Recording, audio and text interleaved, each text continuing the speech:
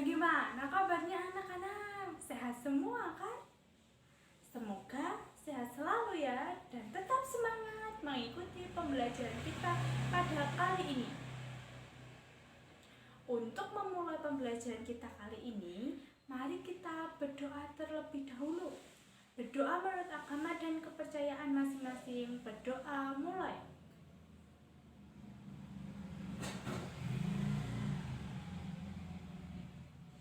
Berdoa selesai.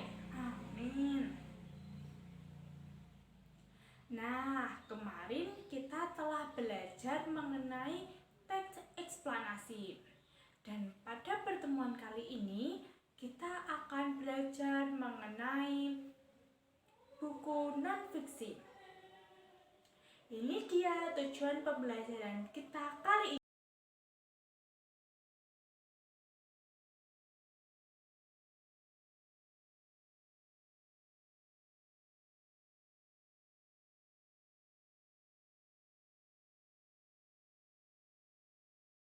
Pengertian buku non-fiksi. Buku non-fiksi merupakan karangan yang dibuat berdasarkan fakta atau hal yang benar-benar terjadi dalam kehidupan nyata. Non-fiksi bersifat faktual atau peristiwa yang benar-benar terjadi di dalam kehidupan kita sehari-hari. Hal ini berarti bahwa semua yang terkandung di dalam buku non-fiksi adalah nyata dalam kehidupan kita. Karangan non-fiksi dikelompokkan menjadi dua jenis, yaitu non-fiksi murni dan non-fiksi kreatif. Non-fiksi murni merupakan suatu karangan yang pengembangan berdasarkan data-data yang pasti. Contohnya ada skripsi, karya ilmiah, laporan, makalah, tesis, artikel, disertasi, buku ajar, dan lain-lainnya. Sementara non-fiksi kreatif adalah suatu karangan berdasarkan data pasti yang didapatkan, kemudian dikembangkan berdasarkan imajinasi menjadi berbentuk puisi dan novel.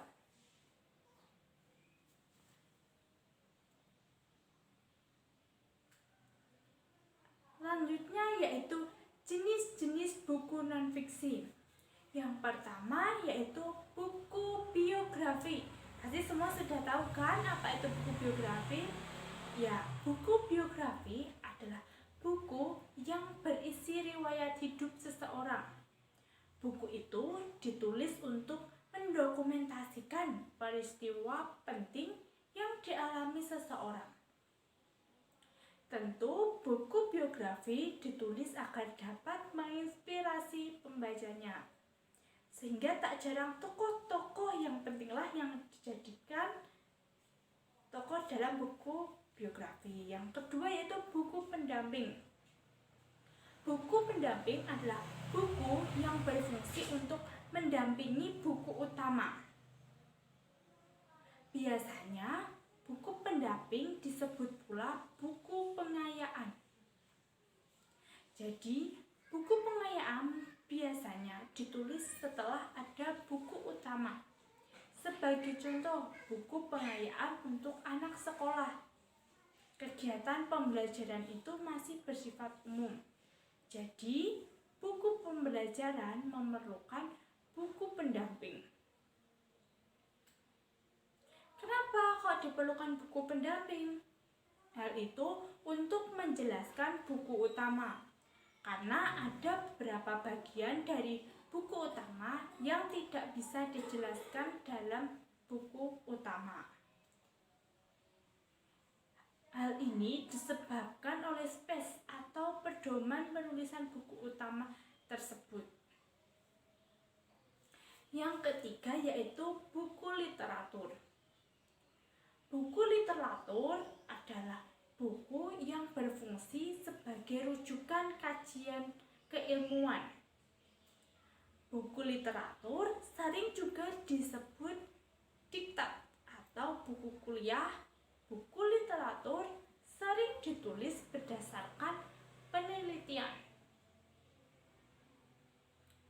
Jadi, buku ini mempunyai kadar keilmuan dan keilmiahan sangat tinggi. Maka buku ini sering ditulis oleh dosen atau peneliti.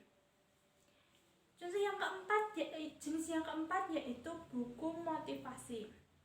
Buku motivasi adalah buku yang berisi kajian psikologis untuk membantu membangkitkan gairah atau semangat membaca. Jadi, buku motivasi ini disusun berdasarkan kajian keagamaan dan moral. Buku motivasi ini sering ditulis oleh entrepreneur. Dengan membaca buku motivasi, pembaca akan mendapatkan energi baru untuk meneruskan hidup. Jadi buku motivasi ini sangat bagus untuk kalian baca. Yang ketiga yaitu ciri-ciri buku non-fiksi. Buku non-fiksi memiliki ciri-ciri sebagai berikut.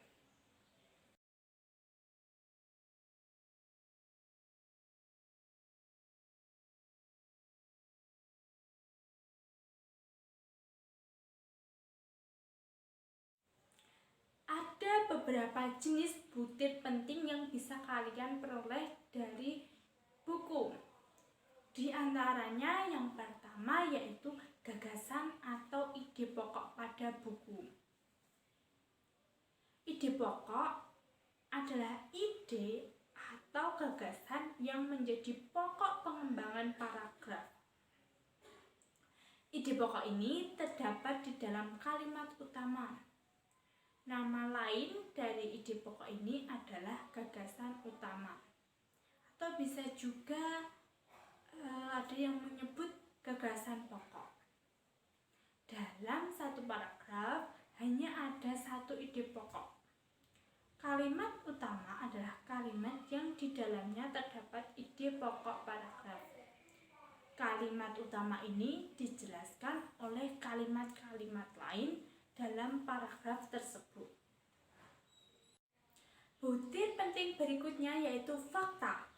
Fakta merupakan suatu yang benar-benar terjadi dan pernyataan yang tidak terbelah lagi kebenarannya.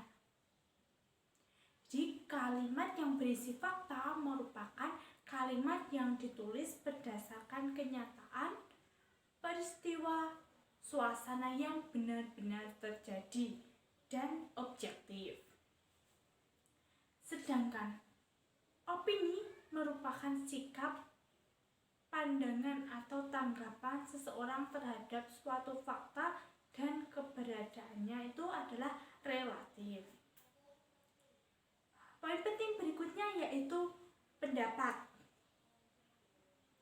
Pendapat merupakan sikap, pandangan atau tanggapan seseorang terhadap suatu fakta dan kebenarannya relatif. Kenapa kok relatif? Karena dipengaruhi oleh unsur pribadi yang bersifat subjektif, baik berupa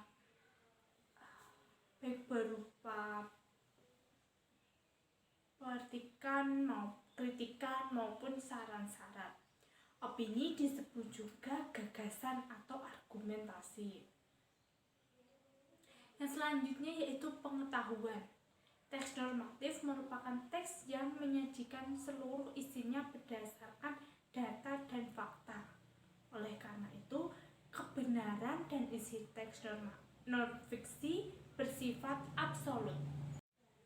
Baiklah anak-anak, itu tadi pembelajaran kita pada kali ini. Kesimpulan pada pertemuan kali ini adalah buku pengayaan atau buku non-fiksi merupakan buku yang dapat mendukung dan memperkaya buku paket atau pelajaran.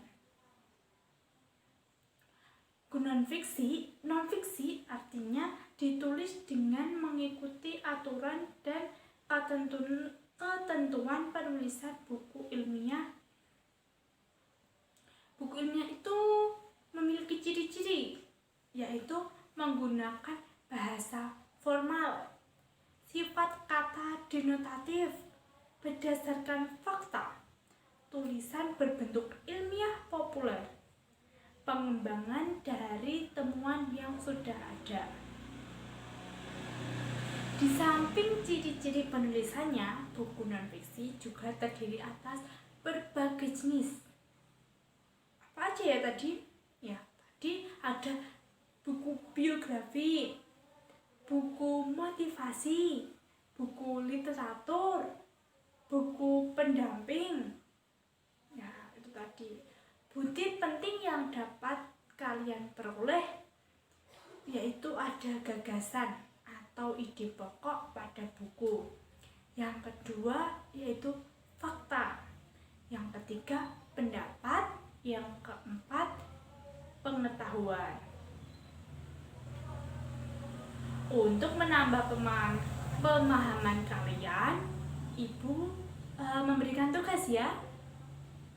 Tugasnya yaitu silahkan kalian kalian pilih satu buku non-fiksi, bebas apa saja jenisnya. Kemudian kalian cari dan temukan butir-butirnya, butir-butir pentingnya tadi seperti yang telah Ibu jelaskan. Tugas ini akan kita bahas di pertemuan berikutnya. Jadi selamat mengerjakan dan kerjakanlah dengan sungguh-sungguh. Sekian pembelajaran kita kali ini. Wassalamualaikum warahmatullahi wabarakatuh.